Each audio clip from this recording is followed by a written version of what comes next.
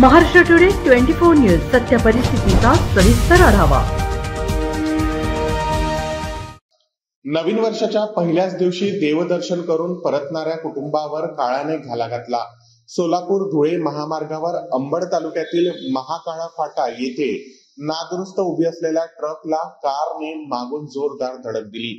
या भीषण अपघातात एकच कुटुंबातील 4 जणांचा जागीच मृत्यू झाला, तर 2 जण गंभीर जखमी झाले। अपघातातील मृत अनिता परशुराम 48 वर्ष, भागवत यशवंत चौरे 47 वर्ष, सृष्टी भागवत चौरे 13 वर्ष आणि वेदांत भागवत चौरे 11 अशी आहेत। सर्व अंबड रोड जालना येथील रहिवासी आहे। हा अपघात आज दुपारी 12 वाजेच्या सुमारास महाकाळा फाटा येथे झाला। नादुरुस्त ट्रकला पाठीमागून धडक देऊन कार ट्रकमध्ये घुसली।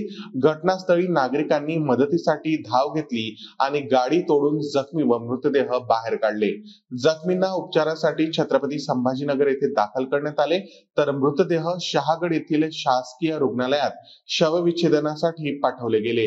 पोलीस घटनास्थळी दाखल होऊन पंचनामा करत आहेत।